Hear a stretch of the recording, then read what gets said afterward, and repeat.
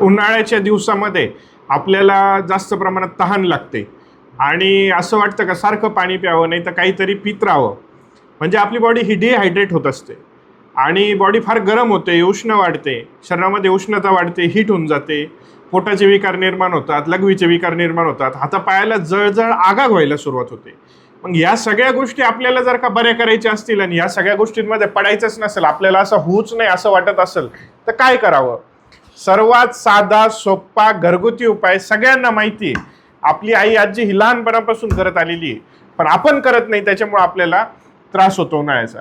तर उन्हाळ्याचा त्रास टाळण्यासाठी मी तुम्हाला एकदम घरगुती असा उपाय सांगतोय. सर्वात आधी वाळा मिळतो आपल्या बाजारामध्ये, मार्केटमध्ये. वाळ्याची एक पुडी आणायची, एवढं मस्तपैकी पुरसुंडी आणायची त्याची एक, आणि आपल्या माठाचं जे पाणी आहे ह्याच्यामध्ये टाकून द्यायची. साधारणतः 8 दिवस बी खराब होत नाही, 15 दिवस बी खराब होत नाही तो वाळा. त्या माठामध्ये तो टाकून द्यायचा. 8-8 दिवसाला वाटल्यास तर बदला, किंवा 15 दिवसाला बदला.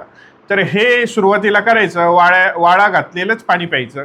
आणि दुसरी गोष्ट, सब्जाचं बी दररोज रात्री भिजवायला टाकायचं. घरातल्या सर्वांनी करायचं, लहानांपासून मोठ्यांपर्यंत सर्वांनी करायचं. काय करायचं?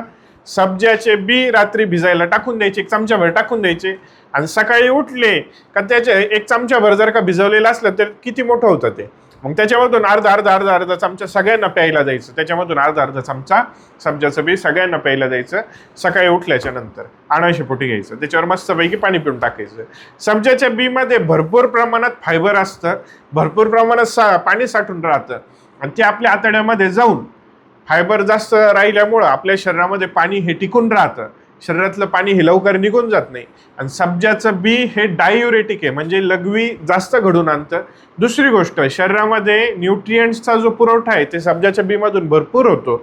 शरीराला मिळणारे सगळे जे मायक्रो न्यूट्रिएंट्स आहेत लागणारे, ते सगळेचे सगळे सब्जाच्या बी मध्ये मिळतात, आणि आपलं हे शरीर आरोग्यदायी होतं, आल्हाददायी होतं. हे 2 प्रयोग करायचे.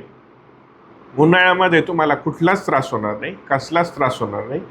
आपल्याला थोडं जरी काही उन्हामध्ये जाऊन आलं, लगेच ऊन लागलं, ताप झाला, असं झालं तसं झालं, असं करतो आपण, तर असं कुठलाच त्रास होणार नाही. 2च उपाय करायचे. काय? वाळ्याचं पाणी प्यायचं रोजचं, आणि दुसरी गोष्ट, सब्जाचं बी रात्री भिजायला टाकायचं 1 चमचाभर, आणि घरातल्या सगळ्यांना त्याच्यामधून थोडं प्यायला द्यायचं सकाळी उठल्याच्या नंतर. एवढं करा, शरीर चांगलं राहील, पोट चांगलं राहील, पोट साफ राहील, पित्त कमी होऊन जाईल.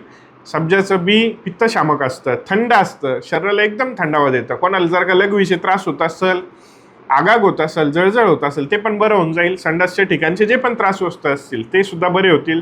शरीर एकदम थंड होऊन जाईल. पूर्ण उन्हाळा जो आहे तो आपला आल्हाददायक जाईल, चांगला जाईल. असेच आरोग्यपूर्ण आणि नवनवीन व्हिडिओ पाहण्यासाठी आपल्या पेजला लाईक, फॉलो आणि कमेंट करायला विसरू नका. धन्यवाद.